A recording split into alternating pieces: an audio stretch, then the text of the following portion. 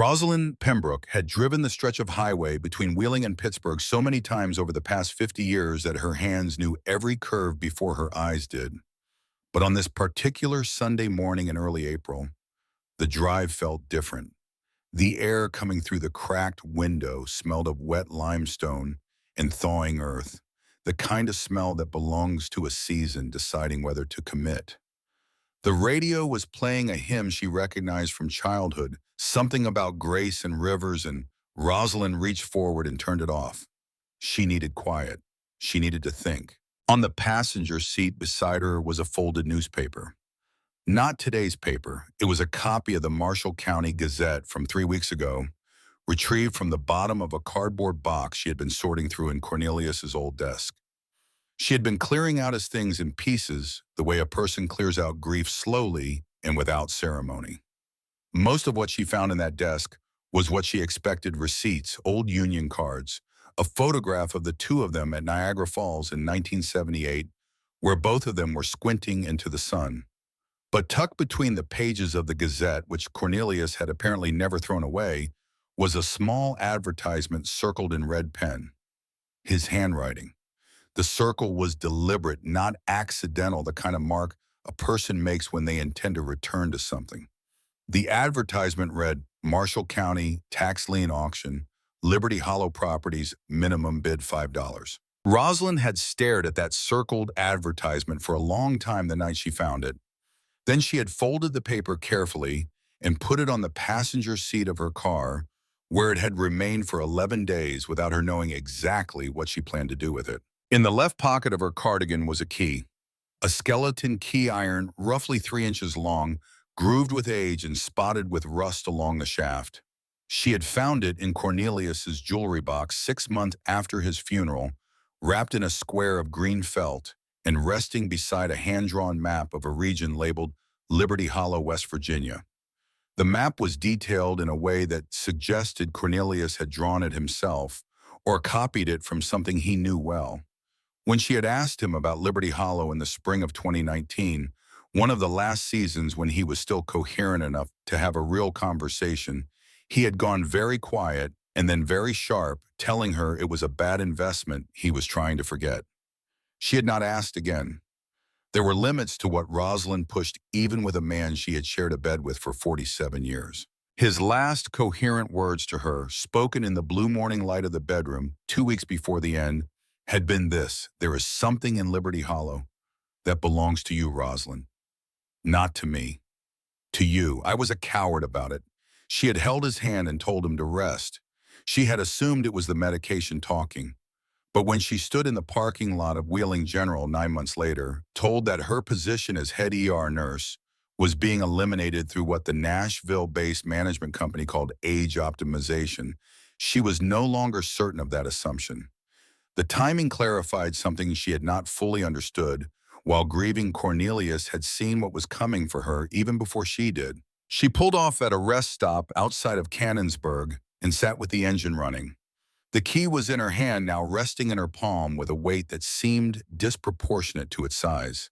She had been a nurse for 31 years in that emergency room. She had restarted hearts.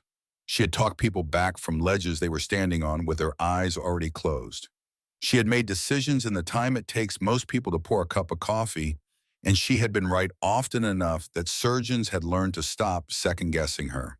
And 3 months ago, a 29-year-old regional operations manager from Nashville had shaken her hand across a conference table and told her that her protocols were legacy frameworks that no longer fit the system's direction forward. He had offered her a severance package and a very pleasant letter of recommendation. He had not invited her to the retirement party her colleagues threw for her in the break room that Friday. She found out about the party from Sandra, one of the overnight nurses who called her that Sunday with the kind of gentleness people reserve for bad news they had no hand in but feel guilty about anyway. Rosalind put the car back in gear and drove the rest of the way to Pittsburgh. The house in Shadyside was everything Bernadette had built her life toward: a 2-story colonial on a tree-lined street where the lawns were maintained by services and the cars in the driveways tended toward European makes. Rosalind had watched her daughter construct this life piece by piece over 20 years, and she had felt a complicated pride about it, the kind that contains both genuine admiration and a faint unspoken grief. Bernadette had wanted to be powerful. Rosalind had wanted that for her too.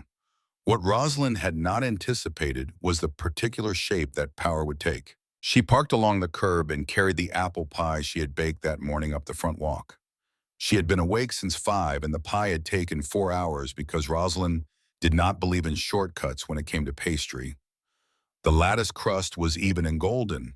She had used the Honeycrisp apples from the farm stand she stopped at every October, the ones she kept in the cellar through winter, specifically for this purpose. She rang the doorbell, and Weston Fairchild opened it, her son-in-law already in his pressed weekend clothes with his phone in his hand, and he smiled the way people smile when they are managing a social obligation with competence rather than warmth. Inside, the house smelled of expensive things. Bernadette had set the dining table with the good china, the blue and white set she had picked up at an estate sale in Fox Chapel and had never once used for anything but company. Barnabas was already seated, Rosalind's son, her second-born, working through a piece of glazed ham with the focused indifference of a man whose thoughts are entirely elsewhere. He looked up when she came in, said, "Hey, Mom," and looked back down.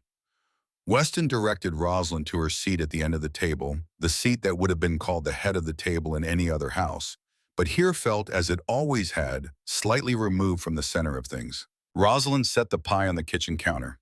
Bernadette said, "Thanks, Mom," and did not move it to the table. The meal passed the way certain meals do, with conversation that covers the surface of things without touching anything underneath. Weston mentioned a case he was consulting on. Bernadette mentioned the renovation she was planning for the upstairs bathroom. Barnabas ate. Rosalind asked questions and received answers. She refilled her own water glass twice. No one asked how she was sleeping. No one asked what she had been doing with her days since leaving the hospital. No one asked about the drive. It was between the main course and dessert that Bernadette placed the brochure on the table. She did it without preface, without softening, with the same clean efficiency she used to close a difficult loan file. The brochure slid across the white linen tablecloth and came to rest in front of Rosalind, with the words Harrogate County Care Facility visible in calm institutional blue lettering above a photograph of smiling elderly people arranged in a sunlit common room. Rosalind looked at it. She did not pick it up. She looked at her daughter. Bernadette began to speak in the measured cadences of someone who has rehearsed this conversation and has made peace with having it. She used phrases like consolidate resources and optimize care and liability management. She said that the situation had become one that the family needed to address proactively and that she had already spoken with Thaddeus Briggs about the lease on Rosalind's apartment in Wheeling. She said the security deposit had been applied toward the first month's fees at Harrogate and that the intake coordinator was expecting Rosalind's call by the end of the following week. Rosalind said, "I am not incapacitated, Bernadette. I drove here alone this morning." Bernadette said, "That's exactly the kind of risk we're talking about, Mom." Weston set his wine glass down and entered the conversation with the tone of a man accustomed to being the final word in a room. He spoke about Rosalind's nursing background with a detached evenness, acknowledging that her experience had been significant in its time before explaining that the medical landscape had moved to a point where her legacy protocols presented more risk than value. He did not say she had been bad at her work. He said something more efficient and more devastating than that. He said the industry had moved on. Every man in his 60s who has ever been handed a severance package and a complimentary letter of reference knows exactly the texture of that sentence. It does not say you failed. It says you are finished, and it delivers this information with the courtesy of a closing argument. Rosalind turned to Barnabas. She said his name once calmly and asked him about the $34,000. She did not raise her voice. She stated the amount and where it had come from because the details mattered. The money had come from 4 years of savings accumulated after Cornelius's health collapsed, and she had covered every bill alone while continuing to pull 12-hour shifts in the trauma unit. She had given it to Barnabas in the spring of 2021 because he had come to her with desperation in his eyes and the particular kind of eloquence that desperation sometimes produces and she had believed because she had always chosen to believe that this time he would make something hold together. Barnabas put down his fork. He did not look at her and he looked at his sister instead, and in a voice that carried no particular weight or apology, he said that Bernadette was right, that this was the practical solution, and that it would be easier for everyone if Rosalind didn't make it harder than it needed to be. The room was quiet for a moment, in the way that rooms go quiet after something irreversible has been said. Then Barnabas looked at Rosalind's handbag, the old leather nursing bag she had carried since 1987, worn at the handles and darkened at the corners, and he asked in the same tone he might use to request the salt whether he could have his father's gold watch before she moved into the facility. He said he wanted to keep it safe during the transition. He wanted to make sure it didn't get lost in the shuffle of the move. Bernadette looked at her phone and typed something, a note Rosalind understood, an item added to a list. The silence that followed was not the silence of shock. It was the silence of comprehension of a woman who has spent a lifetime reading people in their worst moments, understanding precisely what she was looking at. Rosalind had worked mass casualty events where the triage required her to make rapid assessments about which patients to prioritize and which to set aside because the resources required to save them exceeded what was available. She was familiar with the clinical logic of that calculus. She had just never expected to be on the receiving end of it at her daughter's dining room table on Easter Sunday. Bernadette leaned forward slightly, the way she did in meetings when she was about to close something, and said that Rosalind was 72 years old, that she had nothing left to offer in any meaningful professional capacity, and that going quietly into Harrogate was the last genuinely useful thing she could do for the family. Rosalind sat with that sentence for a moment. She had been given worse news in worse places, and she had always had the same biological response to extreme information: a narrowing of focus, a slowing of the internal noise, a cold and very clean kind of clarity that her colleagues in the ER had called frightening, and that she had simply called necessary mom. She felt it now. Her hands, which had not trembled since a training exercise in 1986, were perfectly still. She thought about something Cornelius had said in that blue morning light. She thought about the key in her pocket. She thought about the red pen circle in the old newspaper on the passenger seat of her Buick waiting in the cold outside. She reached into her cardigan pocket and felt the weight of the iron key, and she let it anchor her to the one thing she knew with certainty in that moment. The people in this room had already decided who she was. They had made that decision before she walked through the door. The pie she had baked since 5 in the morning was still on the kitchen counter, untouched. Everything in this room had already been decided. She said nothing more to her daughter. She said nothing to Weston. She looked at Barnabas one last time, her son, the one who had taken $34,000 from a woman living on a nurse's income, and had not once asked how she was managing, and she saw in his face the full expression of what she had enabled over 40 years. Not malice, but something quieter, and in some ways harder to survive, which was the total absence of accountability in a person who had never been required to have any. She stood up. She carried her dessert plate to the kitchen sink and washed it with the methodical attention she had given to 1,000 sterile fields. She dried it and set it in the drying rack. She walked to the hall where her leather nursing bag was hanging on the coat rack, and she lifted it by the handles, the familiar worn weight of it, and she walked to the front door. Before she stepped outside, she turned back toward the kitchen. The pie was still on the counter, golden and untouched. She opened the cabinet, found a small plate, and cut herself a clean slice. She stood at the kitchen counter and ate it facing the window, looking out at the back garden where the dogwood tree was trying to bloom in the cold. She took her time.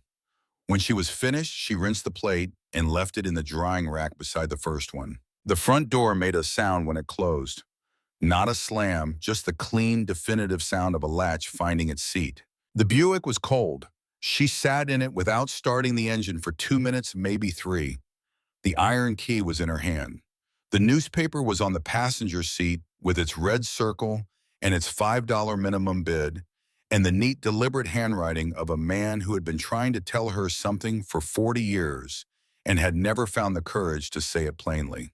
Thaddeus Briggs had called her 2 days before Easter. He had been Cornelius's neighbor and sometime friend for 2 decades, a man who had sat at their kitchen table on Saturday mornings more times than Rosalind could count, who had borrowed Cornelius's extension ladder and never returned it, and who Rosalind had never once pressed about it because that was not the kind of person she was. His voice on the phone had been full of a careful, engineered sympathy, the kind that signals the apology is not for what is happening, but for the person's own discomfort in delivering it. He said that Bernadette had made a very compelling case. He said he thought it was for the best. He said he hoped Rosalind would understand. Rosalind had asked him one question. Did she offer you something? The silence that followed lasted 4 seconds. 4 seconds is a long time in a conversation between people who have known each other for 20 years. She had hung up, set the phone on the kitchen counter, and stood for a moment in the smell of the apple pie still warming in the oven. Then she had gone to the stack of old newspapers in the corner by the recycling bin, the ones she had pulled from Cornelius's desk and not yet sorted, and she had found the Marshall County Gazette, and she had unfolded it to page 12, and she had looked again at the red circle. She had not cried, she had not called anyone. She had gone back to the oven and checked on the pie. Now she sat in the Buick in front of Bernadette's house with the engine still off and the iron key still in her hand, and she looked into the rearview mirror. She was not checking how she looked. She was checking whether the road behind her was clear. It was. She started the engine. She put the car in reverse. She did not look back at the house. She drove west, then south into the part of the state where the highway lets go of itself and becomes something older and less certain. The Marshall County Courthouse was a limestone building that smelled of old paper and central heating struggling against a damp April morning. Rosalind arrived at 9 and found a dozen people already seated in the folding chairs that had been arranged in 2 rows facing a wooden podium. The auctioneer was a tired-looking man in a gray suit who read each property listing with the affect of someone going through a long grocery list. Tax liens, abandoned structures, properties the county had designated as demolition costs and public hazards, things the world had decided were worth less than the effort of keeping. When the auctioneer reached Liberty Hollow Schoolhouse, he described it as a condemned one-room structure with compromised roof integrity, no functioning utilities, and a delinquent tax history extending back to 1983. He said the county considered it an environmental liability and would prefer to see it in the hands of a private party who would assume responsibility for the demolition or rehabilitation costs. Minimum bid $5. Rosalind raised her hand. No one else did. The gavel came down with a sound that was quiet in the room but seemed to Rosalind to travel somewhere much further than the 4 walls around her. The auctioneer processed her paperwork with the mild efficiency of a man who had seen stranger things, and he handed her a deed across the folding table with a look that contained neither judgment nor congratulation. She walked out of the courthouse into the cold April light with a piece of paper in her hand and an iron key in her pocket, and the two things together felt for the first time in a very long while like something that belonged to each other. She did not know what she was driving toward. She knew what she was driving away from, and she had spent enough years in emergency medicine to understand that sometimes the most important diagnostic decision you make is the one that tells you where the patient cannot stay. The Buick moved south through the limestone hills, and Rosalind Pembroke, 72 years old, held the steering wheel steady with both hands and did not once look in the rearview mirror. The schoolhouse did not look like a beginning. It looked like something that had already surrendered. Rosalind sat in the Buick at the end of the dirt track for a long time after the engine went quiet, watching the building through the windshield, the way she had learned to watch a new ward on a first shift, reading the externals before committing to an approach. The structure was brick one-room built low to the ground, as if the builders had understood from the start that this valley would punish anything that reached too high. Half the slate roof had given way on the west side, leaving a ragged opening that exposed the interior to whatever the sky chose to send down. The walls were still vertical. That was the first thing Rosalind noted, and it mattered more than anything else visible from where she sat. The walls were holding, compromised above but holding below. She got out of the car at dusk and did not go inside immediately. She walked the perimeter first. The west wall was covered in decades of ivy so thick and interlaced that it had become its own kind of architecture, green going brown at the edges in the April cold. The east wall was cleaner, the brick exposed and darkened by years of weather, but intact, each course still level. The foundation was limestone local stone, cut from the hills within sight of where she stood, and it showed no cracking she could find with her hands in the fading light. Behind the building, a stone cistern sat half buried in the ground, near what had once been a kitchen garden, now overgrown with wild hemlock and last year's goldenrod, standing pale and skeletal. She listened. The valley was extraordinarily quiet in the way that places become quiet when the human noise has been gone long enough for the natural world to stop waiting for it to return. There were no caterers, no voices.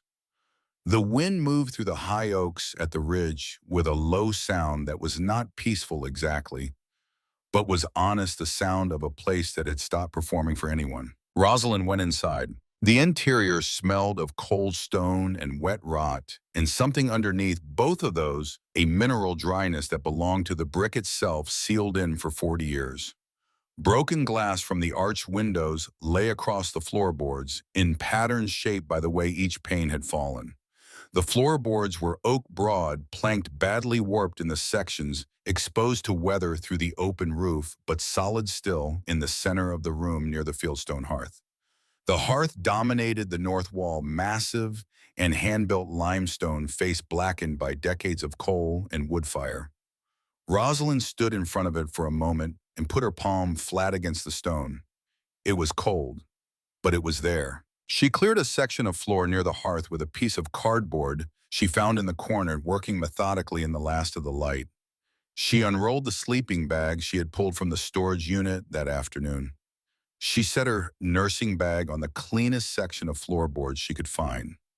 She had $4,000 in cash in the zippered interior pocket. She had a change of clothes, a flashlight, a box of protein bars, 2 liters of water, and the iron key which she set on the mantel of the hearth where she could see it. The temperature dropped fast after dark. April in the West Virginia highlands does not negotiate. By 9 o'clock, she could see her breath in the flashlight beam, and by 11, the cold had moved from the air into the floor, and from the floor into the sleeping bag, and from the sleeping bag into her bones.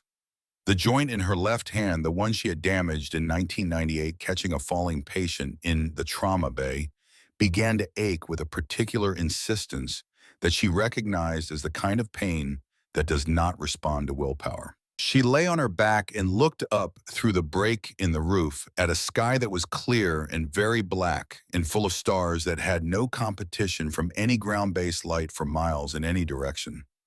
She had not seen a sky like that since she was a girl in Marion County, before the highway came through and the truck stops lit up the ridgeline. At 3 in the morning, she found herself holding her phone with Bernadette's number pulled up on the screen, her thumb resting on the call button. She had entered 6 digits before she became aware of what her hands were doing. She set the phone face down on the floorboard. The screen went dark. In the darkness, her hand found the iron key on the hearth's edge where she had placed it, and she held it without meaning to the rust rough against her palm. She stayed like that for a while. The question that came was not the one she expected. It was not whether she had made a mistake in coming here. It was something colder and more specific, whether she was too old to make this work. Not too old in the way Bernadette had meant it as a dismissal, as a convenient verdict. Too old in the way she herself understood it, in the way a body understands its own limits, independent of what the mind insists. She was 72. Her hands were capable. Her mind was sharp. But she was also lying on a hardwood floor in below freezing temperatures with a damaged joint and no plan more detailed than the deed in her bag and a key whose lock she had not yet found. For the first time since Easter Sunday, she let the fear be exactly the size it was without managing it, without converting it into action or resolve. She lay in the dark with it, and it was very large. It sat on her chest with a weight she had not felt since the night Cornelius died, and she had stood in the hospital corridor alone at 4 in the morning, understanding that the 52 years of the life she had known were simply over now, and she did not yet know what came after. She did not call Bernadette. She did not call anyone. She closed her eyes and she stayed. At 6:30 in the morning, a single beam of sunlight entered through the east window at an angle so precise it seemed intentional, and it struck the limestone facing of the hearth and turned it from gray to amber. Rosalind was already awake, had been awake for an hour lying still and listening to the valley come back to itself at dawn. Through the broken back door frame, she could see the stone cistern, and as the light reached it, she saw something she had missed in the dusk the night before. The cistern was collecting.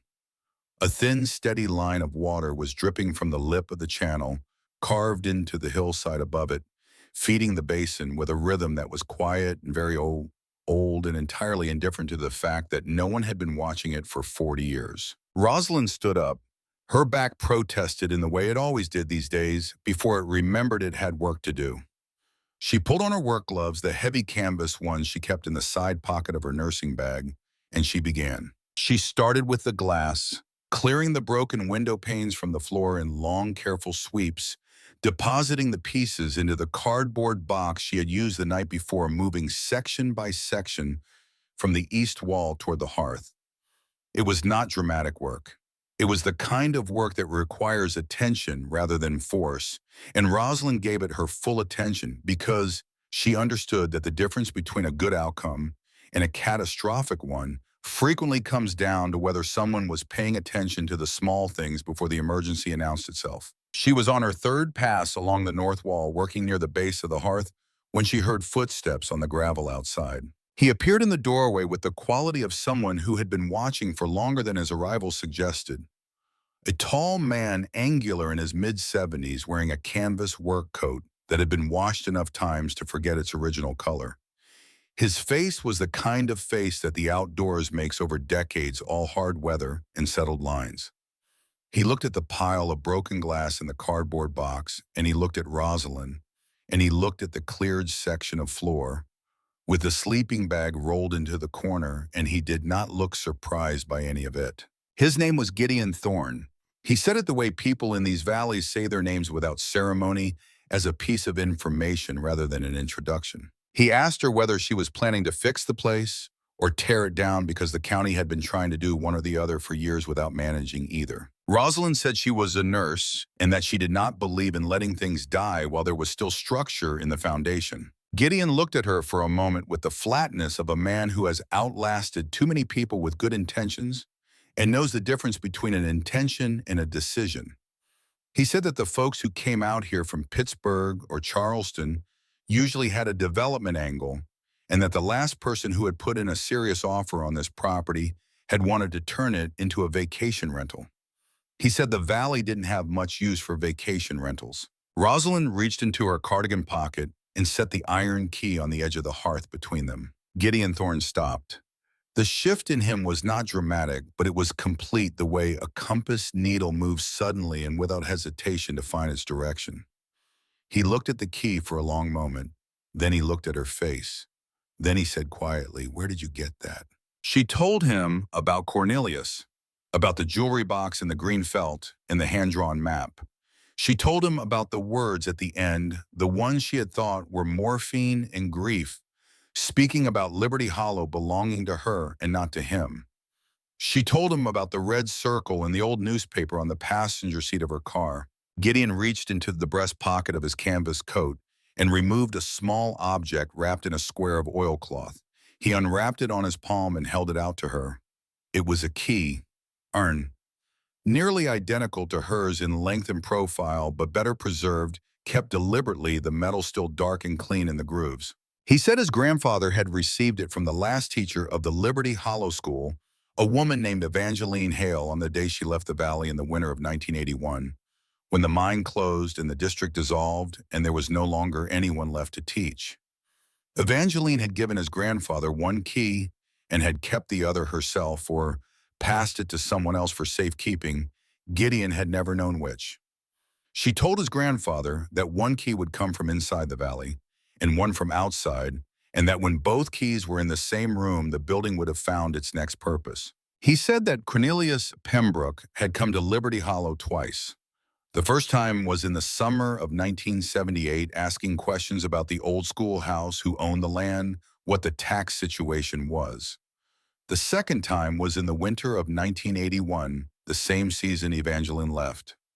Cornelius had spent an afternoon inside the building alone and had left before dark without speaking to anyone. Gideon had been 29 years old and working the mine and had not paid close attention.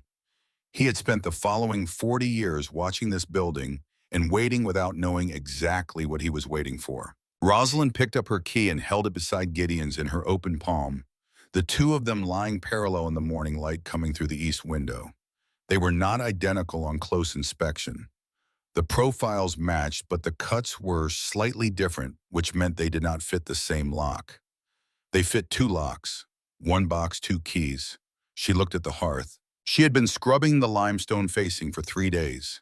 She had not yet reached the back of the firebox. She went to her nursing bag and retrieved the small crowbar she had brought from the storage unit on the same impulse that had made her pack the heavy gloves, some instinct operating below the level of conscious planning. She entered the hearth on her knees, working by flashlight, and pressed her hand along the back wall of the firebox until she found the stone that Gideon's key had been pointing toward all along. It did not sit flush with its neighbors. A quarter-inch of shadow along its left edge where mortar had cracked and the stone had shifted almost imperceptibly, just enough for a person paying attention to notice. She worked the stone loose with the crowbar in careful increments. And when it came free, it brought with it a breath of sealed air that smelled of old paper and dried lavender and something metallic underneath, a cold and concentrated smell like the inside of a closed room that has been remembering itself for decades. Behind the stone was a recess in the masonry, roughly the size of a shoebox, and inside the recess sat an iron box. 15 pounds of it, rectangular hand, forged with two locks set into the face one above the other. Rosalind had carried it to the center of the room where the light was strongest. Gideon crouched across from her without being asked. She inserted her key into the upper lock, and he inserted his into the lower. They turned simultaneously, and the lid released with a resistance that was not mechanical failure, but simply timed the stiffness of a thing that has been closed for very long and opens now with the deliberateness of a decision rather than the ease of a reflex. The smell that came out was 1981 made physical. Old vellum and lavender and the particular dryness of paper that has been sealed from moisture for 40 years. Sitting at the top of the contents was a folded document on heavy cream stock, sealed with a wax stamp bearing the insignia of the Marshall County clerk. Rosalind unfolded it with the care she would give to a fragile thing that has waited a long time to be read. It was the original deed to the Liberty Hollow Schoolhouse dated 1910, and attached to it by a rusted paperclip was a second document, a preservation endowment and land use permit, establishing the structure as a permanent public health sanctuary, exempt from property taxation in perpetuity and legally protected from seizure for private debt or family claims under West Virginia state law. Rosalind read the exemption clause once, then read it again more slowly, and then she sat very still for a moment. Weston Fairchild's legal maneuvers, whatever form they eventually took, had no jurisdiction here. The land itself was the argument, and the land had been making it since before Weston was born. Beneath the deed was a second document, laminated bearing the official seal of the West Virginia Department of Health, a community dispensary license issued in 1950, grandfathered under a state provision from 1947 that had survived every subsequent reform because it was tied to land ownership rather than institutional registration. The license authorized the holder to operate a full-service medical facility without the corporate bonding requirements that currently ran to $200,000 or more. Rosalind held the license to the light coming through the east window and read every word of it. With her credentials and her 31 years of documented experience, this license was not a historical artifact.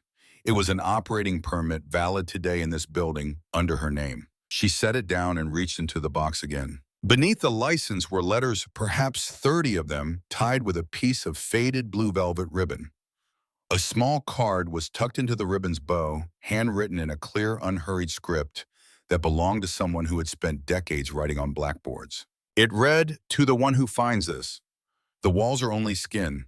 What happens inside them is the heart. I could not stay, but I prepared what I could for the one who comes when the valley needs her again. Serve the people here, and this building will hold you. I promise it." Evangeline Hale, November 1981. Rosalind read the card twice. Gideon was watching her from across the box, and he did not say anything, which was exactly right. She reached into the stack of letters and found one envelope that sat apart from the others, sealed different in weight with a name written on his face in the same hand. The name was not hers. It read, "For C. Pembroke, if he ever finds the courage." She sat with it in her hands for a moment.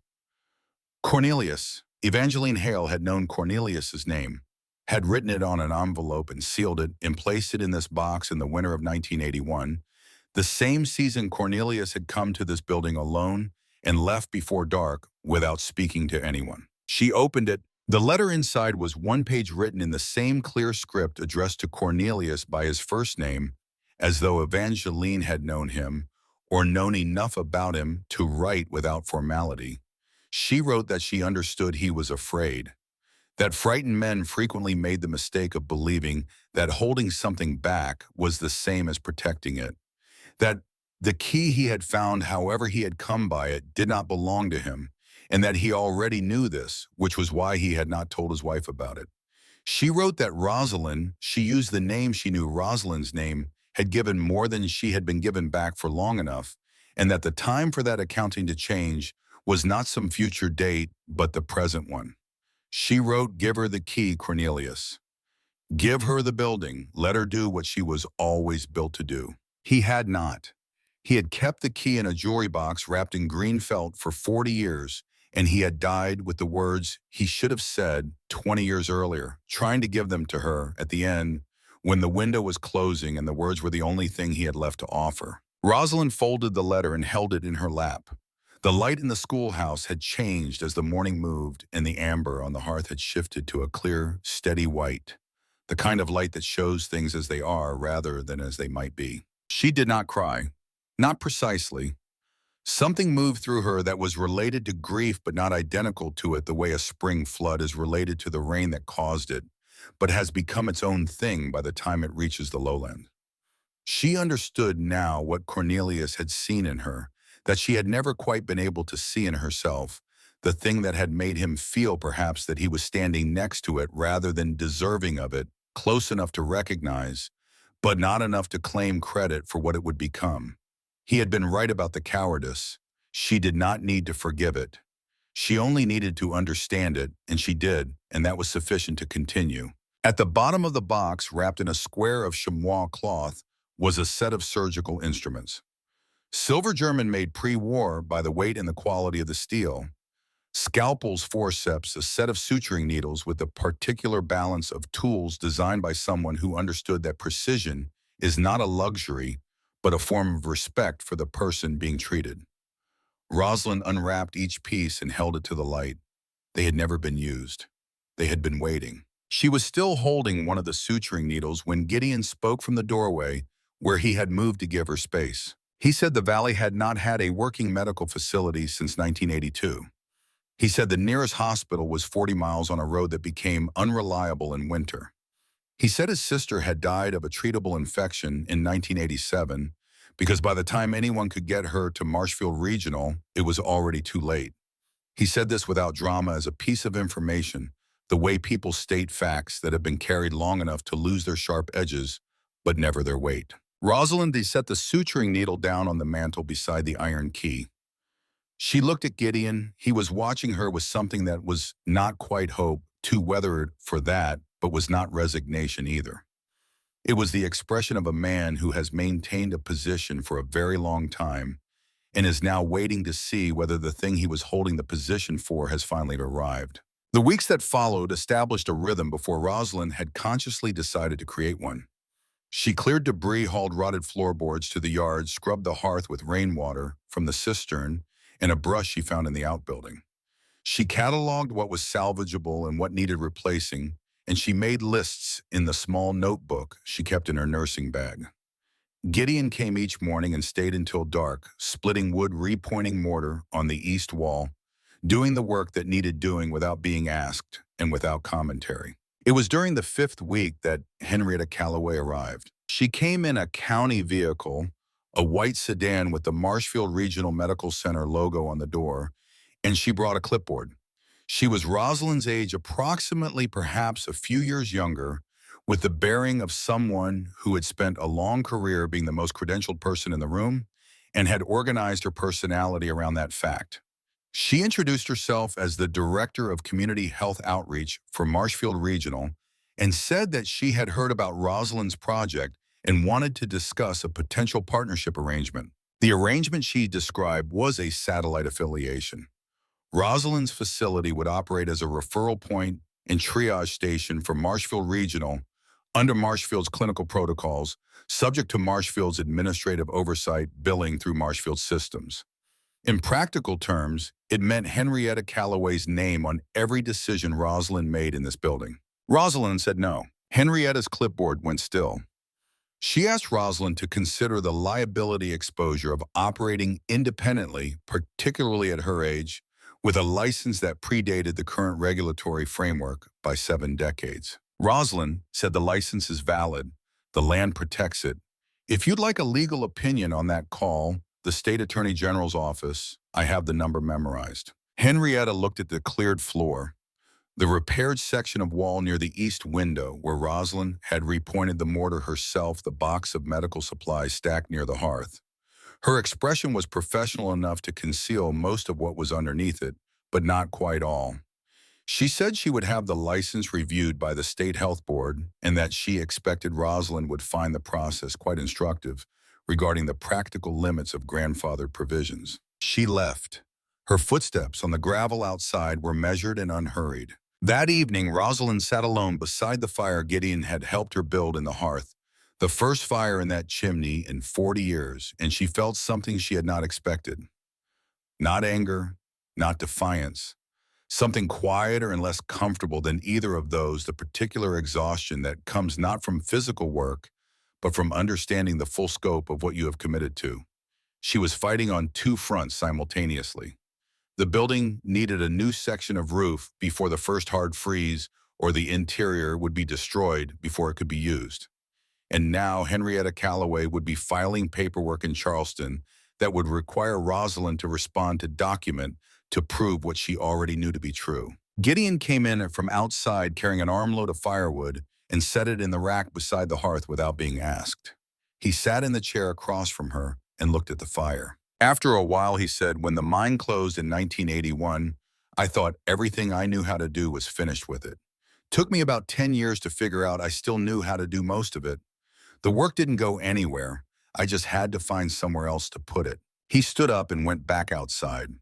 Rosalind heard the sound of him splitting wood in the dark, the clean crack of the maul, and the separate sound of the halves falling steady and rhythmic. 2 weeks after Henrietta's visit, a certified letter arrived from the West Virginia Department of Health. A formal inspection was required before any operating permit could be confirmed, with a review board evaluation of the facility's compliance with current health and safety standards. Deadline 4 weeks from the date of the letter. The complaint that had triggered the review was filed anonymously. Rosalind had set the letter on the oak table Gideon had helped her carry in from the outbuilding. She had 4 weeks to bring this building to inspection standard.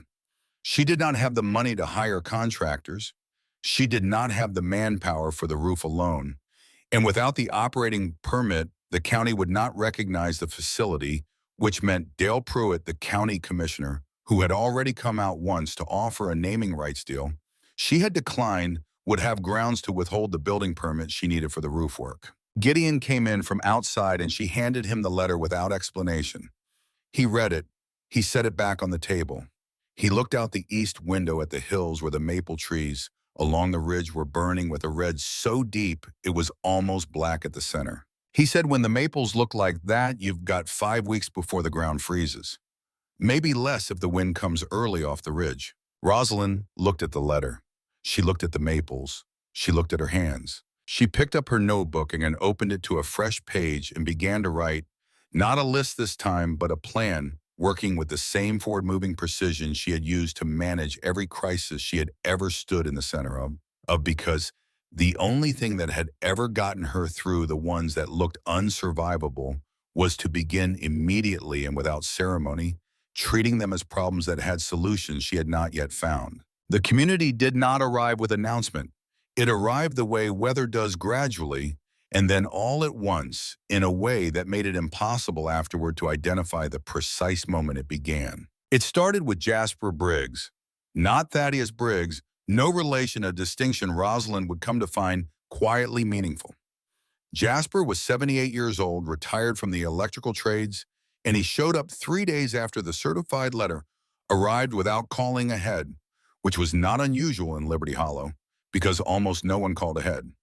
He stood in the doorway of the schoolhouse with a canvas tool bag over his shoulder and said that he had run the original wiring in this building in the spring of 1979, and that he remembered every junction box, and he thought he could have the system serviceable in about 4 days if Rosalind could get him the materials list approved before the hardware store in Grafton closed for inventory. Rosalind looked at him for a moment, then stepped aside to let him in. Jasper worked with the focused silence of a man who has been doing one thing long enough that the work itself has become a kind of conversation he is having with the material.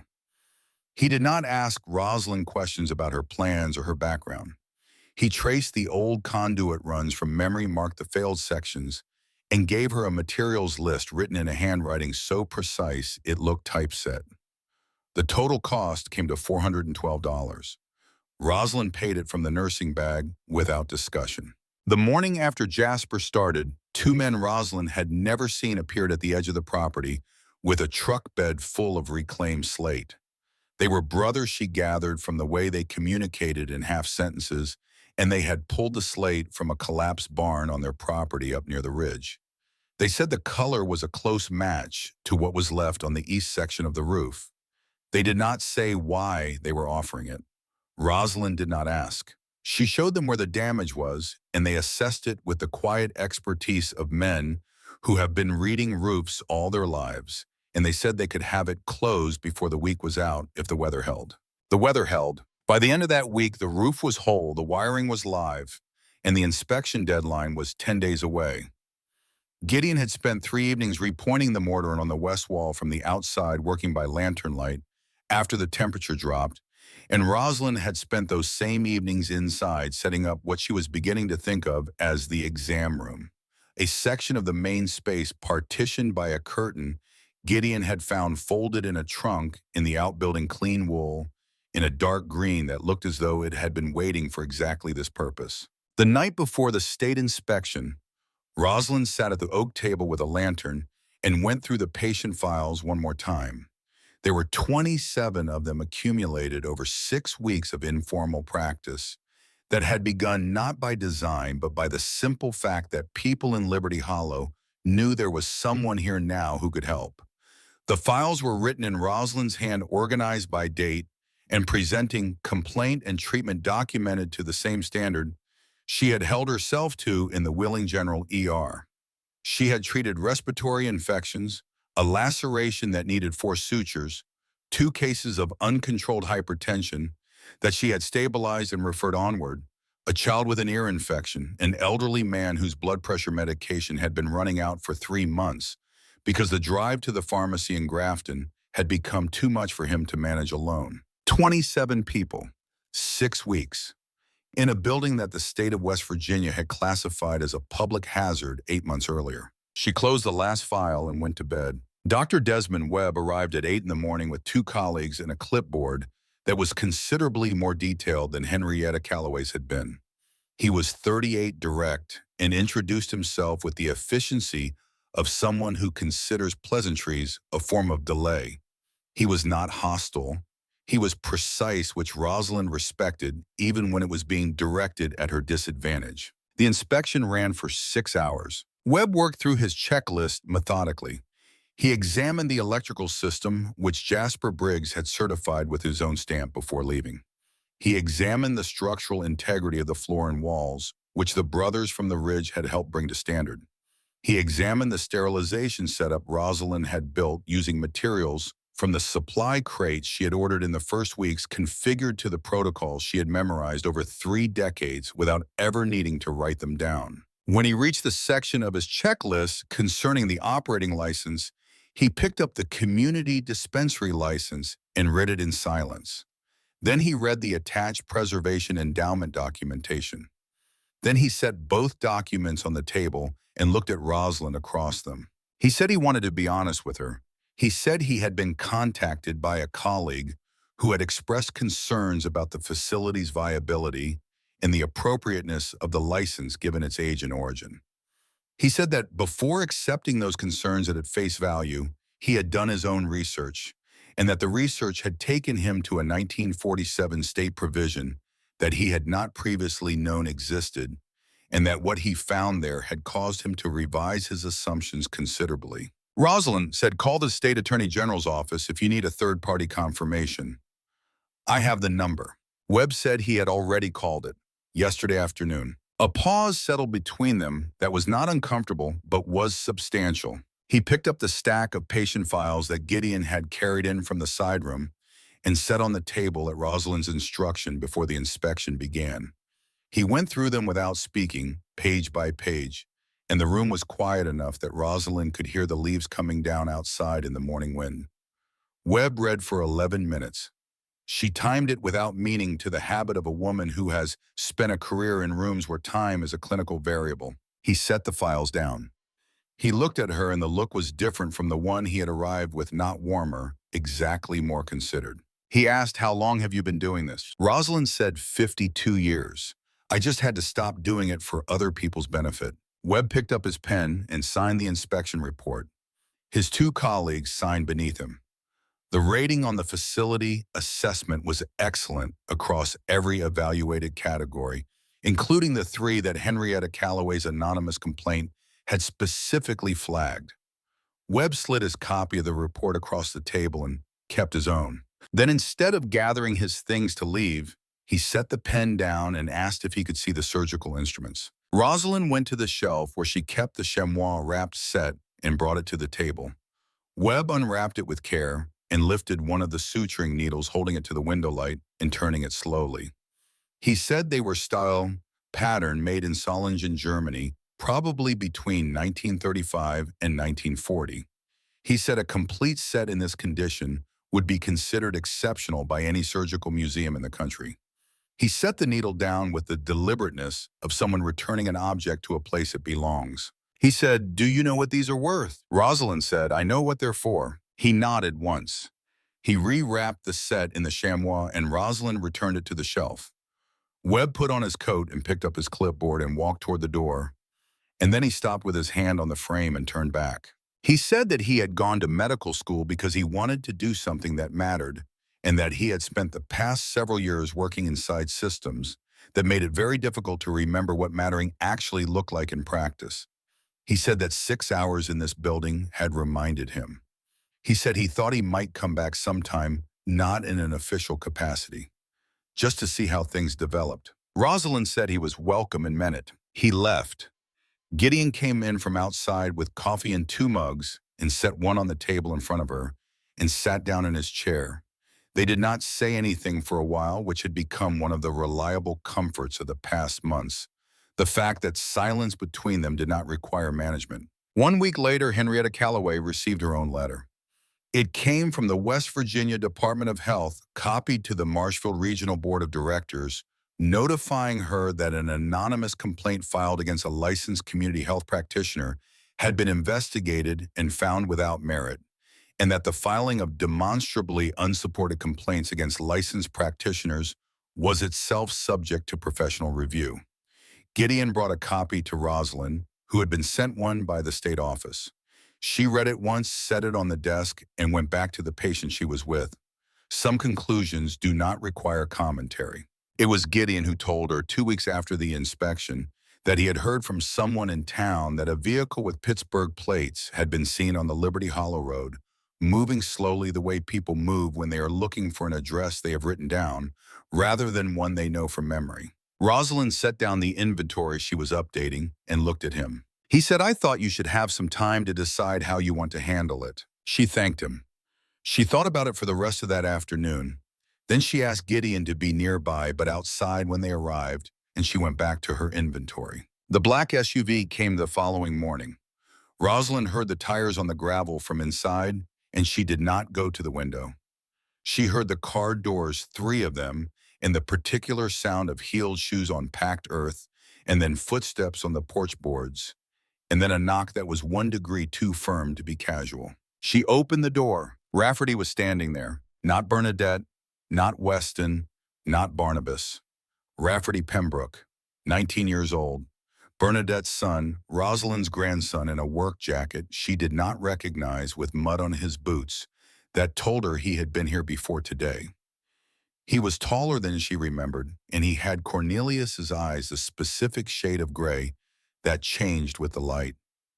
He said, "Hi, Gran. I told him I'd knock." Behind him, 20 feet back, Bernadette stood beside the SUV with her arms folded.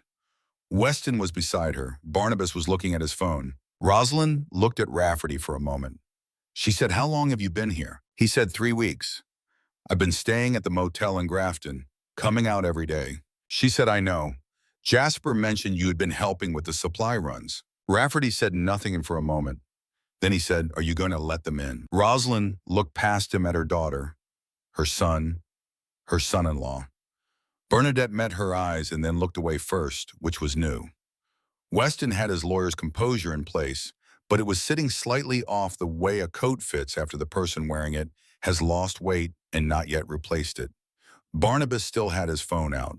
Some things were not new. Rosalind said yes, send them in. Bernadette entered the schoolhouse and stopped 2 steps inside the door. Rosalind watched her take in the room. The cleared floor, the curtained exam area, the medical supplies shelving, the oak table with its organized files, the hearth with the framed copy of the deed that Gideon had insisted on mounting there. She watched her daughter's face move through several expressions without settling on any of them, and she recognized the sequence because she had seen it before in the ER on the faces of family members who arrive expecting one situation and find a completely different one, and have to revise everything they thought they knew in real time with everyone watching. Weston spoke first. He used the word concern twice in his opening sentence, which Rosalind noted as a tell. Lawyers who are confident do not lead with emotional vocabulary. He said the family had been worried about her. He said they had followed her situation with significant anxiety. He said that seeing her here in these conditions had done nothing to alleviate those concerns. Rosalind let him finish. Then she moved to the table and placed 3 documents on it side by side without comment. The deed, the preservation endowment permit, the letter from the State Attorney General's office confirming the legal status of the license and the land's exemption from private seizure in any form. She did not explain them. The documents were not new information to anyone in this room who had done their research. They were a statement. Bernadette picked up the State Attorney General letter and read it. Her face did the sequence again, but faster this time, and when she set it down, she looked at Rosalind with something Rosalind had not seen there in a long time, something that was in the same family as respect, but had not yet decided whether to commit to the name. Barnabas had put his phone away. He said, "Mom," in a voice that was not Barnabas's usual register, lower and less certain, the voice of someone standing in a room where his usual approach has run out of runway. Rosalind went to the side table and retrieved a single sheet of paper. She walked to Barnabas and held it out. He took it and looked at it, and she watched the color change in his face. It was the original loan document for $34,000, dated 2021, bearing his signature and hers. Across the center of it, in red ink stamped and notarized, were the words, "Canceled in full. No further obligation." Barnabas looked up. Rosalind said, "It is done. You owe me nothing financial. What you owe yourself is your own business and always was." He did not speak. She did not wait for him to. Weston stepped forward with the particular quality of a man who has decided to reframe the conversation on ground where he feels more confident. He said that regardless of the legal status of the property, the family retained standing to raise questions about Rosalind's decision-making capacity as it related to significant asset acquisition and the management of a medical facility at her age and without institutional support. He said that in his experience, courts were responsive to such questions when raised by family members acting in good faith. He said the word age the same way he had said it at the Easter table as though it were a diagnosis. Rosalind walked to the shelf and picked up the patient file stack, all 27 of them, and set them on the table in front of Weston. Then she set beside them the county commissioner's signed letter designating the Pembroke Hale Clinic as the district's priority emergency medical facility, bearing Dale Pruitt's signature and the Marshall County seal. She said if you wanted to argue my competence in a West Virginia courtroom, you will be doing it in front of a county that knows every name in that stack and a commissioner who has tied his reelection to this building's success. I would think carefully about that calculation before you make it, Weston. You know how to count. Weston looked at Pruitt's signature. He looked at the file stack. He looked at his wife, and Rosalind saw the conversation that passed between them, without words, the rapid and private arithmetic of two people deciding simultaneously that the position is no longer tenable. The silence in the room was the kind that follows the end of something rather than the middle of it. Rosalind walked to the door and opened it. The spring light came in different from the autumn light that had been here when the hardest work began, softer and less resolved, the light of a season that is still becoming. She held the door open and looked at the three of them with the same clear steadiness she had brought to every difficult moment in this building and every difficult moment before it. She said, "This clinic is for people who need it. You are welcome here when that description applies. Until then, I have work to do." Bernadette moved first. She walked to the door and stopped level with Rosalind, close enough that Rosalind could smell the perfume, the same one she had worn at Easter, and for a moment she thought her daughter was going to say something that would change the shape of this ending. Bernadette opened her mouth. Then she closed it. She walked past and down the porch steps, and Rosalind heard her heels on the gravel all the way to the car. Weston followed without making eye contact. Barnabas stopped in the doorway, and he looked at Rosalind in a way that was different from every other look she had ever received from him, stripped of the calculation and the performance. Just a man looking at his mother with the full knowledge of what he had taken and what he had cut and what he was now leaving behind for the last time. He did not apologize. Perhaps he understood that the word was too small for the space it needed to fill. He walked out. Rafferty was the only one who remained. He was standing near the east window, and when the SUV started and the sound of it moved away down the dirt track, he turned and looked at Rosalind, and she saw for the first time since he had appeared at her door that he was exhausted, not from work, from the particular exhaustion of a young person who has been living inside a version of events that did not match what they could see with their own eyes. He said, "I'm not going back." Rosalind looked at him. She said, "I know." She went to the stove and put the kettle on, and Rafferty pulled a chair up to the oak table, and Gideon came in from outside because he had heard the car leave and understood that the moment had passed. He set his coat on the hook by the door and poured himself a cup when the kettle was ready and sat in his chair by the hearth, and the three of them were quiet together in the room that had been a ruin 9 months before, and the fire made its sound and the valley outside was still. In the months that followed, the Pembroke Hale Clinic became what Rosalind had understood it was capable of becoming, not all at once, not without difficulty, but steadily and without the need for announcement. The county contract was signed in June, $52,000 annually, which was not a fortune, but was enough to keep the supply shelves stocked and the lights on and the heat running through the coming winter. Sheriff Howell began stopping by in the mornings, not for medical reasons, but because Rosalind had become in the way that certain people do a fixed point in the community's sense of itself, someone whose presence created a kind of stability that was hard to name but immediately felt in its absence. Rafferty stayed. He enrolled in the EMT certification program through the community college in Morgantown, driving the 90 minutes 3 days a week and spending the other 4 working alongside Rosalind in the clinic. He was a quick study, which she had expected, and he was patient with people, which she had hoped for, but not assumed. He had Cornelius's hand, she noticed one afternoon while watching him take a blood pressure, reading the same broad, capable hands, and unlike Cornelius, he seemed to know what to do with them. She taught him the way Evangeline Hale had left her the instruments without ceremony, without the suggestion that what was being transferred was anything other than practical knowledge in the service of practical need. She taught him to read an ECG not from a textbook, but from the accumulated memory of 31 years of variations that the textbook had not yet caught up with. She taught him the difference between pain that can wait and pain that cannot, a distinction that is harder to teach than it sounds, because it requires a quality of attention that most people have trained themselves out of having. One evening in late autumn, working late by lamplight to restock the pharmaceutical cabinet, after a heavy week, Rafferty asked her without looking up from the inventory sheet, "Do you miss the hospital?" Rosalind considered the question seriously. "She said I missed the work. I never missed the hospital." He looked up then. He said, "Are they the same thing?" She said, "No, that's the whole point." He went back to the inventory. Rosalind went back to the cabinet.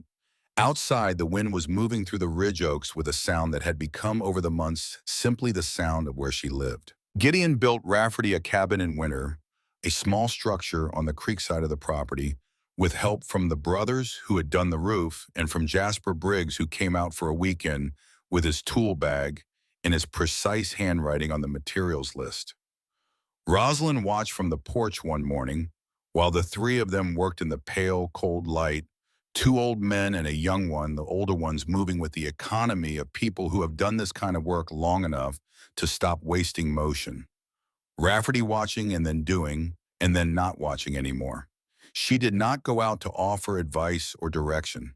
Some things organize themselves correctly when left alone to do so. Dr. Desmond Webb came back in the spring, almost exactly 1 year from the Easter Sunday that had started all of it. He came on a Saturday with a small medical bag and no clipboard and asked if there was anything he could do to be useful.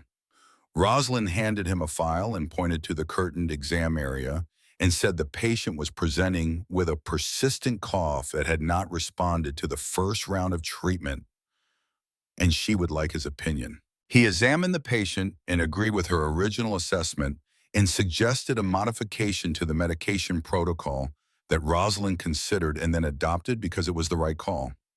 They worked through the morning's patients together without discussion of hierarchy or credentials, the way people work when the work itself is more interesting than the status attached to it. Before he left, he said he had been thinking about bringing some of his students out, third-year medical students, who were about to begin their clinical rotations.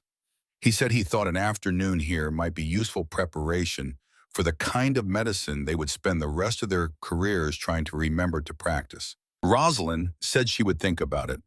She thought about it for 3 days and then sent him a message that said yes, 2 Saturdays a month, 4 students at a time, and they were to be prepared to work and not to observe. He sent back a single word, understood. On a Thursday evening in late spring, after the last patient had gone, and Rafferty had driven to Grafton for supplies, and Gideon had gone home to his own house across the ridge, Rosalind sat alone in the clinic in the settling quiet of the building she had bought for $5 1 year ago.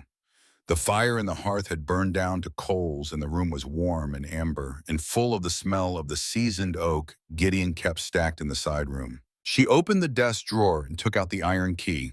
She held it for a moment, the weight of it familiar, the rust in the grooves worn slightly smoother by a year of handling. She thought about Evangeline Hale, who had placed it in a box with instruments she would never use, and letters she wrote to people she did not know because she believed the building would find them. She thought about Gideon's grandfather, who had kept the other key in a piece of oilcloth for 40 years because someone he trusted had told him to wait.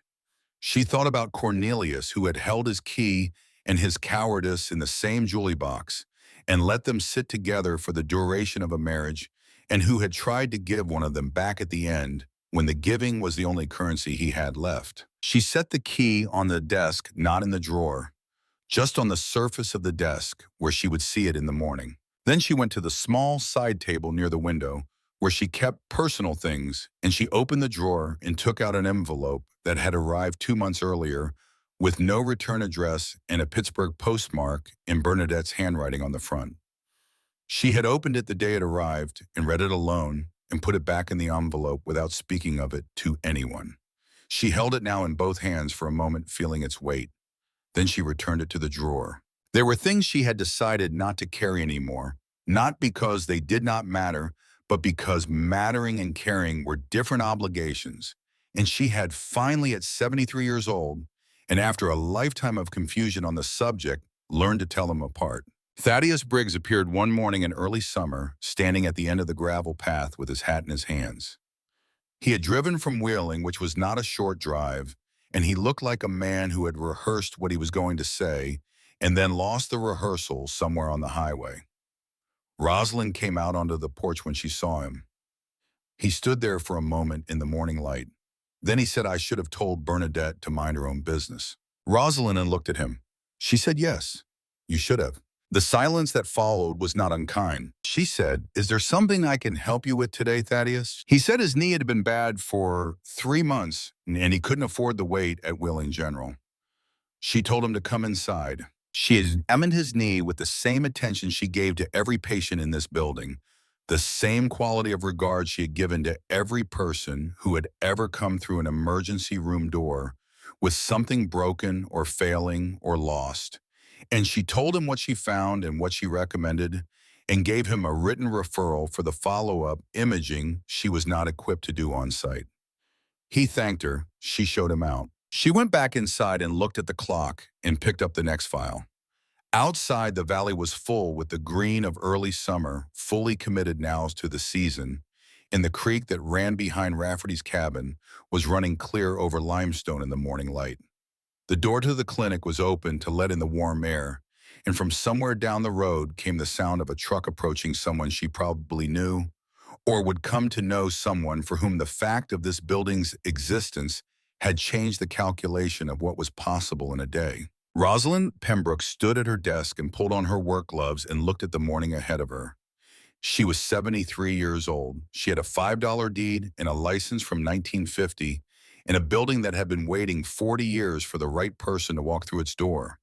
She had a grandson learning to read aberrations from memory in the next room, and an old man who split wood without being asked, and a doctor from Charleston who was starting to remember why he went to medical school. She was not a wife anymore.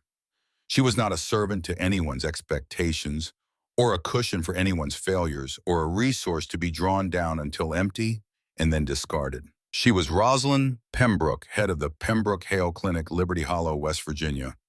The door was open. The work was waiting. She picked up the first file of the day and she began.